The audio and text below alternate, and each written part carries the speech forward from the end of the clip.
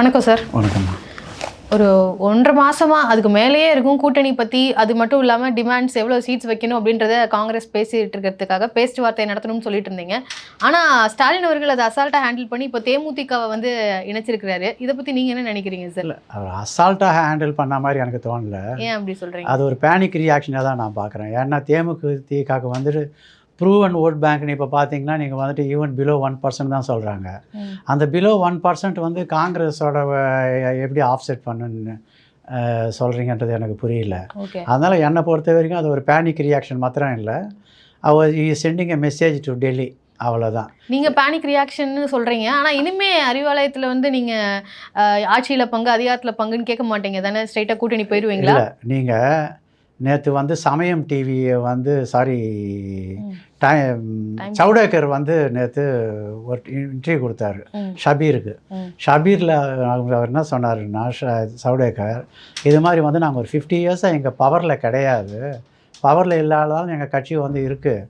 But அந்த 50 இயர்ஸாக வந்துட்டு பவரில் இல்லாதோட இது வந்து எங்கள் கட்சியை ரொம்ப பாதிச்சிருக்கு. தொண்டர்களோட உள்ள குமுறலை என்னால் புரிஞ்சிக்க முடியுது. அதனால் வந்து அவர் அப்படின்னு வந்து டைரெக்டாக வந்து எங்களுக்கு ஆட்சியில் பங்கு அதிகார பங்குன்னு சொல்ல தவிர, பட் அவர் சொன்னதுலேருந்து என்ன மாதிரி ஆளுங்களாம் இன்ஃபர் பண்ணுறோம்னு சொன்னால் அவங்க ஸ்டில் தேர் ஆன் தட். ஆட்சியில் பங்கு அதிகாரத்தில் பங்குன்றதில் அவங்க வந்து ரொம்ப தெளிவாக இருக்காங்க. அதே மாதிரி வந்து கேசி வேணுகோபால் கூட வந்து அவரோட நீங்கள் பேச்சை பார்த்தீங்கன்னு சொன்னால் அதை பத்திரிகைகள் ஏன் வந்து அதை ஒரு மாதிரி உதாசீனப்படுத்தி வேறு மாதிரி போட்டாங்கன்னு எனக்கு தெரியல.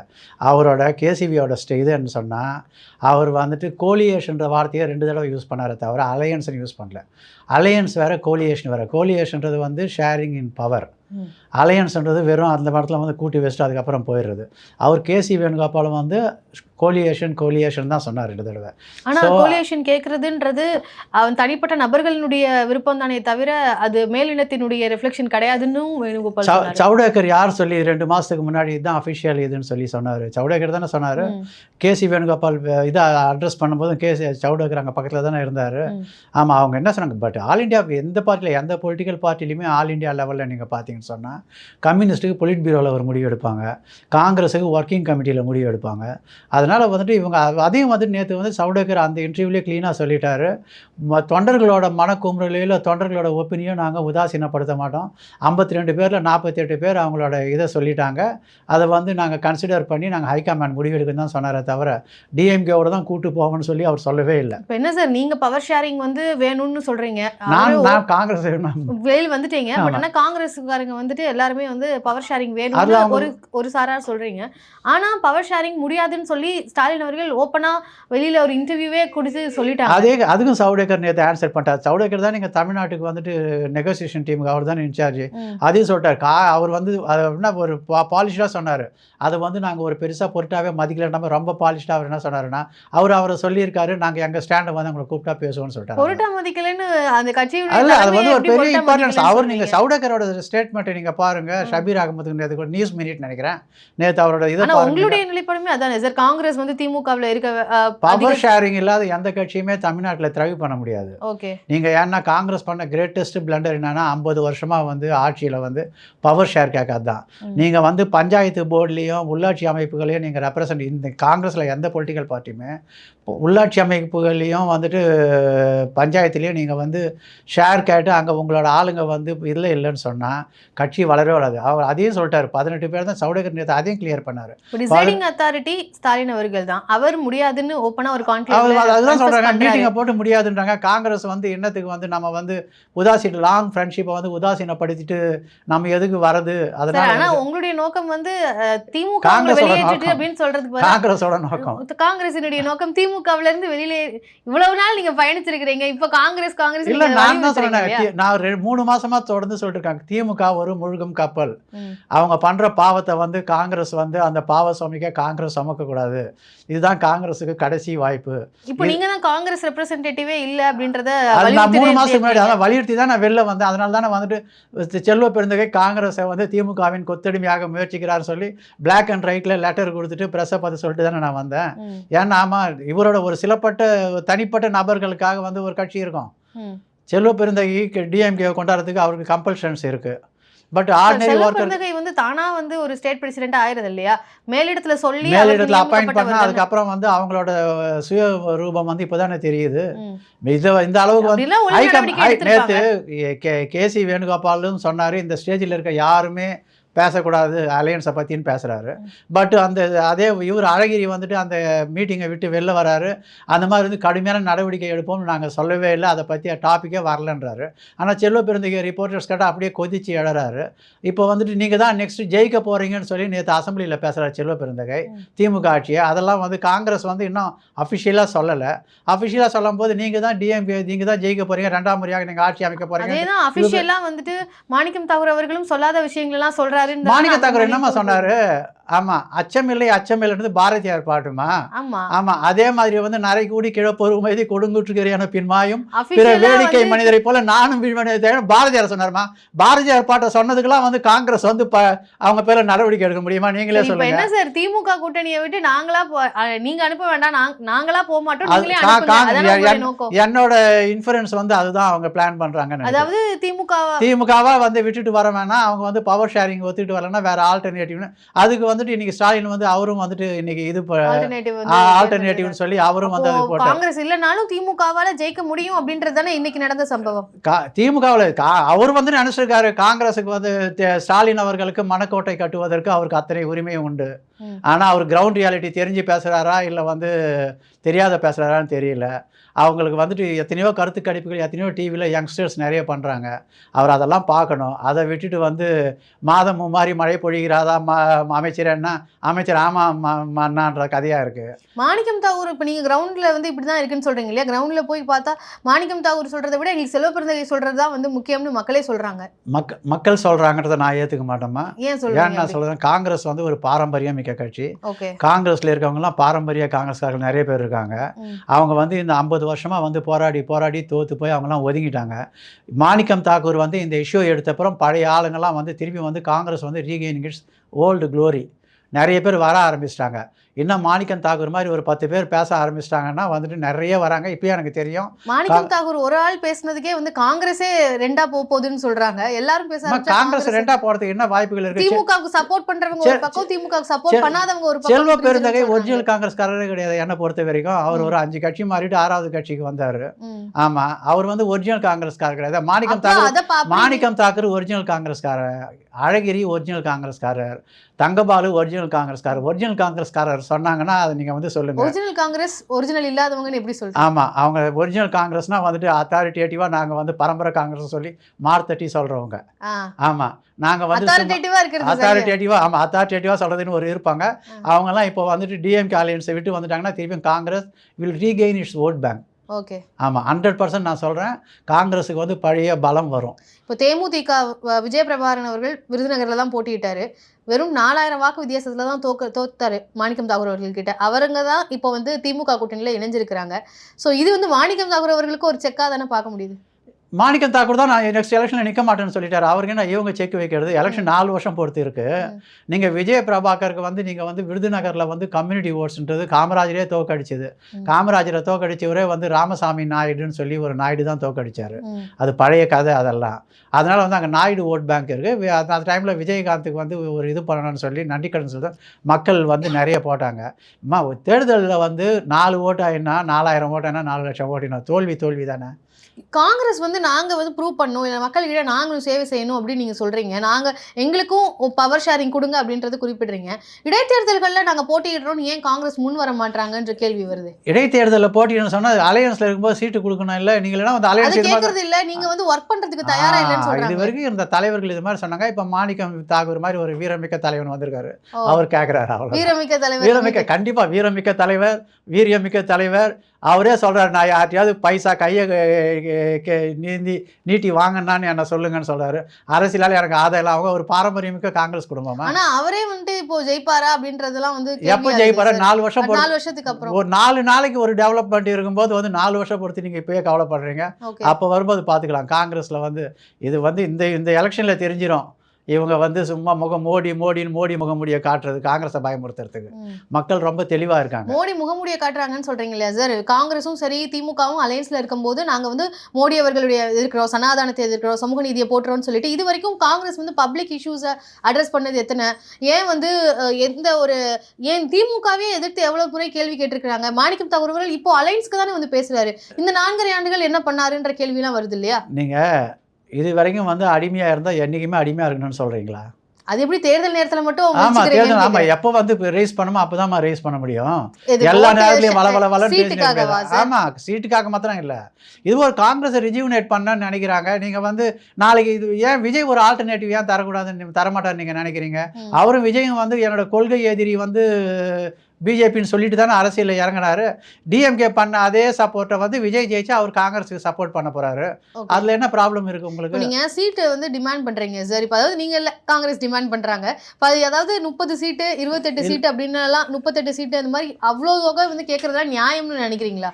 100க்கு 100 நியாயம். நான் தான் சொன்னேன்ல, காங்கிரஸ் வந்து திருப்பியும் வந்து டிஎம்கேவோட போனால் அதோட இருக்க கொஞ்சம் நஞ்சம் பேரும் போயிடுவாங்க. சார் அதிக சீட்ல போட்டி போடுறது, அதிக சீட்ல ஜெயிக்காத திமுக கூட்டணியில போய் நீங்க 30 சீட்ல இருந்தாங்கன்னா 50 40ல இருந்தாங்க.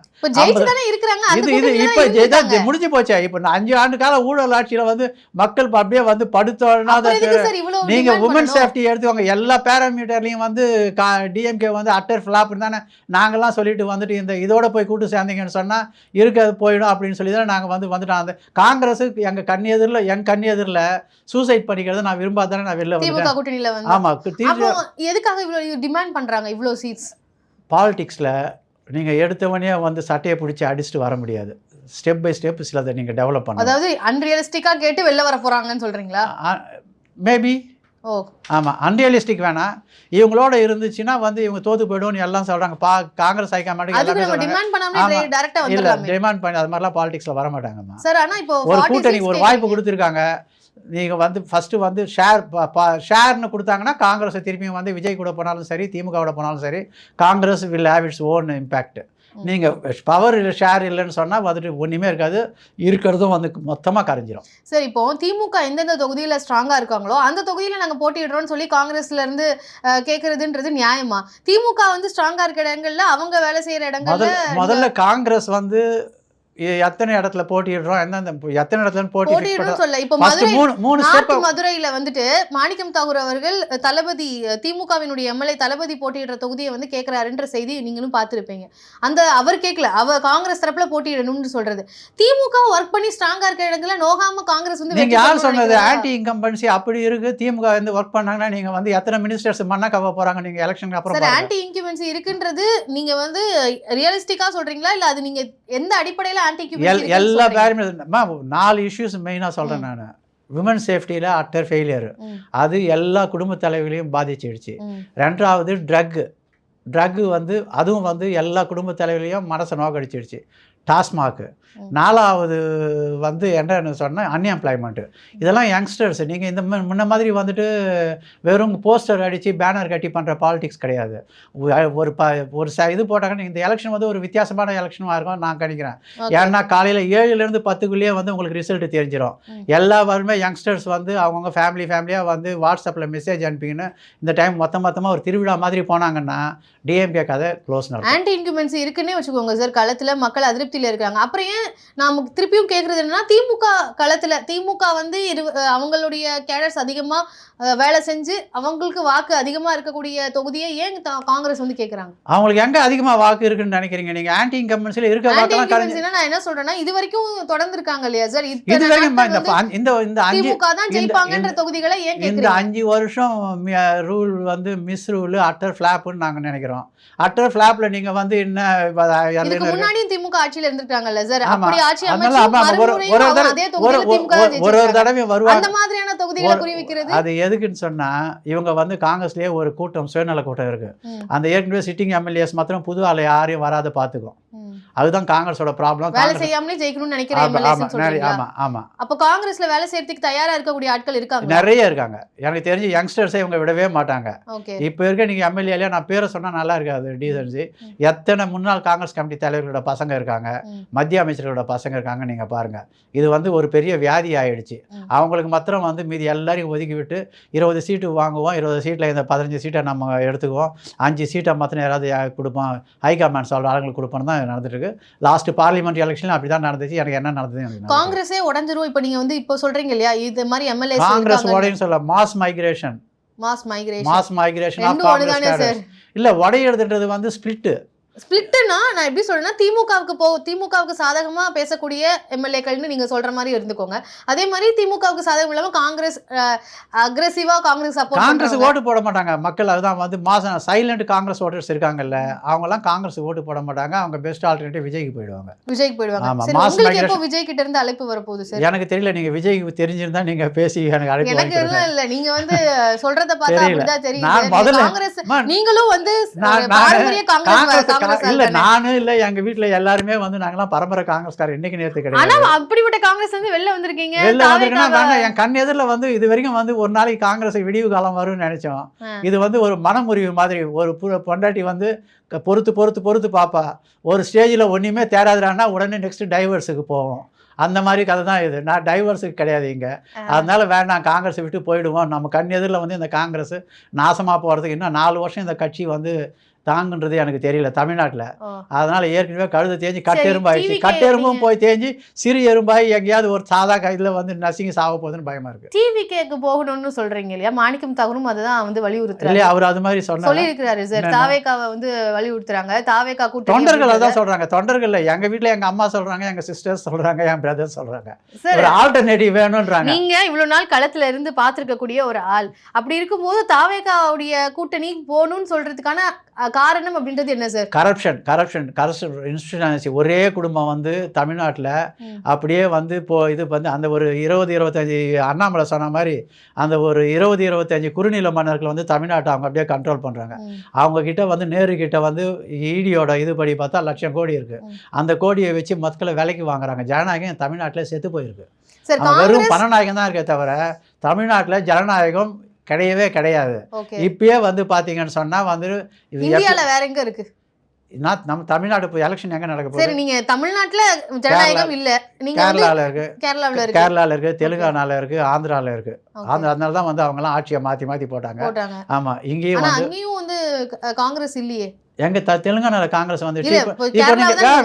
அதுதான் இப்போ விஜயோட நீங்க போய் பாருங்க, அதோட இம்பாக்ட் பாருங்க. பாண்டிச்சேரியும் வந்து காங்கிரஸ் அலையன்ஸ் நேற்று ஏற்கனவே வந்துட்டு கேசி வேணுகோபால் சொல்லிட்டாரு, பாண்டிச்சேரியில் நாம தான் வந்து தலைமை தாங்க போறோம்னு சொல்லிட்டு.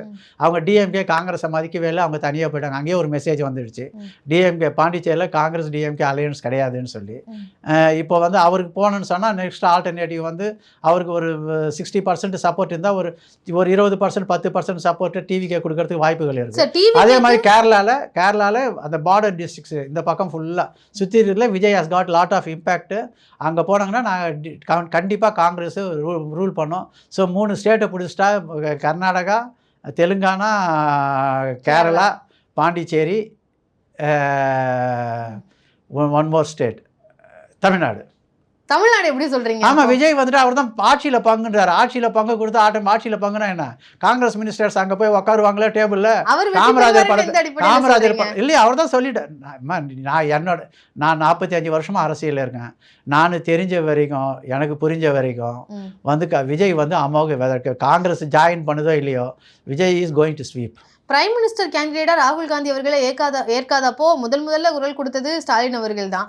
அதெல்லாம் வந்து நீங்க அதனால வந்து காங்கிரஸ்ல வந்து அந்த வந்து அதுதான் இப்ப காங்கிரஸோட ப்ராப்ளமே. ஓகே, இப்ப கூட வந்து எம்பிஸ் எல்லாம் வந்து வெளியில அவங்கள வந்து டிஎம்கே வரலையே, அந்த இடத்துல டிஎம்கே வெளியில வரல.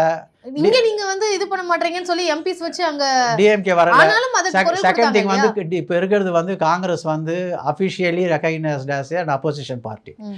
நீங்க வந்து எலெக்ஷன் வந்து 29 தான் வந்து மத்திய அரசு டெல்லிக்கு வரப்போகுது. ஆனா நாடாளுமன்றத்துல திமுக என்ன use, what is the use? இவங்க நாடாளுமன்றத்தில் 4 வருஷம் நீங்க மோடியை எதுவுமே பண்ணாத போது வந்து அதுக்கப்புறம் எதுக்கு டிஎம்கே ஒரு நாடாளுமன்றத்துல பண்ண வேண்டியது ராகுல் காந்தி தானே ராகுல் காந்தி தான் நல்லா பண்றாரு. அவர் ஒருத்தர் தான் போராடுறாரு. அவர் ஒருத்தர் போராடுறாரு. காங்கிரஸ் எம்பிஸ் தான் அங்க போராடுறாங்க. டிஎம்கே எம்பிஸ் எங்க வந்து காங்கிரஸ்ல 8 MPs இருக்காங்க. அங்க யார் இப்ப சஸ்பெண்ட் ஆனது? யார் அங்க சஸ்பெண்ட் ஆனது? காங்கிரஸ். டிஎம்கே வாய்ஸ் பிரஸா சொல்லிச்சா? சும்மா பேருக்கு வந்து தேவைப்பட்டா மாநில சுயாட்சின்னு அங்க என்ன வந்து மோடி நான் தான் சொன்னேன் மோடின்றது நாடாளுமன்றத்துல உங்களுக்கு திமுக தயவு தேவையில்லை. அடுத்த 4 வருஷத்துக்கு தேவை கிடையாது. எனக்கு இல்ல காங்கிரஸ். திருப்பி பழைய தோஷத்துல எனக்குன்றீங்க. அப்புறம் அவர் செல்வ பெருந்தகை இவர் யாரு காங்கிரஸுக்கு பேசுறது? நான் காங்கிரஸ் விட்டேன். முன்னாள் காங்கிரஸ்காரன். நீங்க சொன்ன மாதிரி இவ்வளவு நாட்கள் இருந்திருக்கிறதுனாலதான் அது வருது. இப்போ டிவிகேக்கு வந்து காங்கிரஸ் போயிடுச்சு அப்படின்னா டிவிகேக்கு ஒரு மொமெண்டம் கிரியேட் ஆகுது. காங்கிரஸுக்கு என்ன? அதனால ஆட்சியில ஷேர் ஆட்சிக்கு வந்தா தானே சார் ஷேர் வந்துரும். நாங்க நம்புறோம். எல்லா Congress workers majority Congress worker நம்புறாங்க. ராகுல் காந்தியை பார்த்தவங்க எல்லாம் சொல்றாங்க. ஆமா, காங்கிரஸோட ஒரே ஒரு இது வந்து இப்போ பண பிரச்சனை தான் காங்கிரஸோட தனியார் நிகழ்வு விருது போறதுக்கு. ஏன்னா வந்து எனக்கு தெரிஞ்ச சோர்சஸ் மாத்திரம் வந்துட்டு விஜய் வந்து செலவு பண்ண வேண்டிய அவசியமும் கிடையாது. அந்த ட்ரெடிஷ்னல் எலெக்ஷன் இது கிடையாது. இந்த எலெக்ஷன் வந்து all together totally different election. இங்க மணி பவருக்கு வந்து விஜய்க்கு தேவையே கிடையாது. ஏன்னா அவர் மாஸ் லீடர். ஒரு வீட்டுக்கு மாஸ் ஹீரோவா மாஸ் லீடர். இப்போ மாஸ் லீடர் எமர்ஜ் ஆயிட்டாரு. ஹீரோ தான் அவர் முடிச்சிட்டாரு. அவர் இப்போ மாஸ் லீடரா எமர்ஜ் ஆயிட்டாரு. இப்போ நீங்க ராகுல் காந்தி மாஸ் லீடரா விஜய் மாஸ் லீடரா? தமிழ்நாட்டை பொறுத்த வரைக்கும் வந்து விஜய் தான் மாஸ் லீடர். அப்படியா சார்? ஆமா, 100%. இப்போ விஜய் அவர்களுடைய கூட்டணி போனா காங்கிரஸ் வந்து இன்னும் காங்கிரஸ் பெருசா ரிஜுவினேட் ஆகும். இந்த தேமுதிகவுடைய கூட்டணி அப்படின்றது நீங்க ஒட்டுமொத்தமாக இது எப்படி பாக்குறீங்க சார்? இனிமே வந்து இப்போ தேமுதிகவா இருக்கட்டும், ராமதாஸ் அவர்கள் பெருசா வந்து இன்னைக்கு ஒரு 2 நாளைக்கு 3 நாளைக்கு டாபிக் இருக்கும், அவ்வளவுதான். அவங்களோட இது வந்து பார்ட்டிசிபேஷன் வந்து ரொம்ப நெக்லிஜிபிளா தான் இருக்கும் டிஎம்கேவோட. வேணும்னா வந்து காங்கிரஸை மிரட்டுறதுக்கு சொல்லாமே தவிர அவங்களோட ப்ரூவ் அண்ட் ஓட் பேங்க்லாம் போயிடுச்சு. அப்போ இனிமே அறிவாலயத்துல போய் கூட்டணிக்காக காங்கிரஸ் நிக்க மாட்டாங்க. கூட்டணிக்காக வந்து இல்லை, அது வந்து இது கிடையாது. அவங்க தான் சொல்லிட்டாங்க. நேற்று என்ன சொன்ன சவுடேக்கர், நாங்கள் காத்துக்கிட்டு இருக்கோம். அங்கே போனாங்கன்னா திருப்பி வந்து ஆட்சியில் பங்குன்னு கேட்பாங்க. அவங்க முடியாதுன்னு சொல்லுவாங்க. இவங்க வந்துருவாங்க. என்னோட கணிப்பு வந்து தானே தீரணும்.